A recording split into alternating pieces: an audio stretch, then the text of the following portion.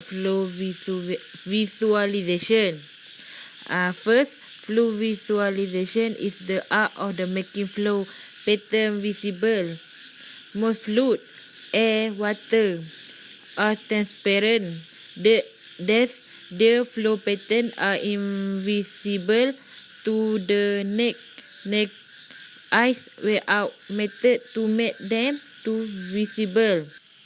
Second, flow visualization or flow visualization in fluid dynamic to use to make the flow pattern visible in order to get qualitative or quantitative information on them. Third, flow motion can be made visible through several techniques. Some require the addition of transient, other their own particle, and other really on executing properties of the flow, density gradient or opaque condenses. Relation between liquid fluid and eddy fluid. Eddy fluid have zero density and real fluid density exists. So, eddy fluid impassible can be flexible.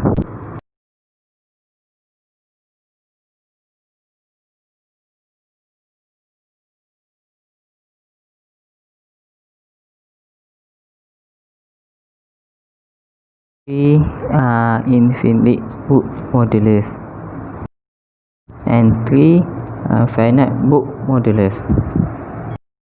4 no surface tension. Surface tension ENCIK.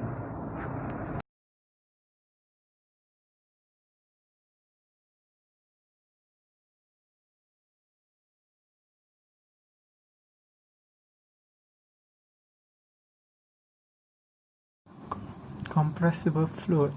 Compressible fluid or gas dynamics is the branch of liquid mechanics that deals with fluid having significant change in fluid density.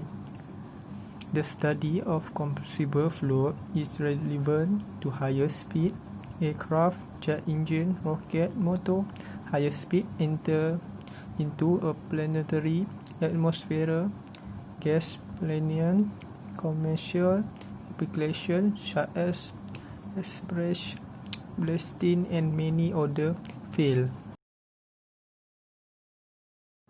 Incompressible fluid implies that the density remains constant within a particle of liquid that moves with the fluid velocity.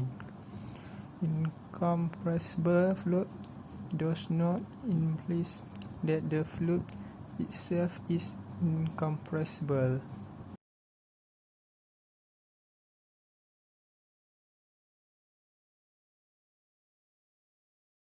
Steady fluid. Steady fluid is one in which all conditions at any point in a stream remain constant with respect to time. A steady fluid is one in which the quantity of liquid flowing per second through any section is constant. Uniform fluid. A truly uniform fluid is one in which the velocity is same at given instant at every point in the fluid. A truly uniform fluid is one in which the velocity is same at given instant at every point in the fluid. Explain about 1, 2, and 3-dimensional flow. 1-dimensional flow.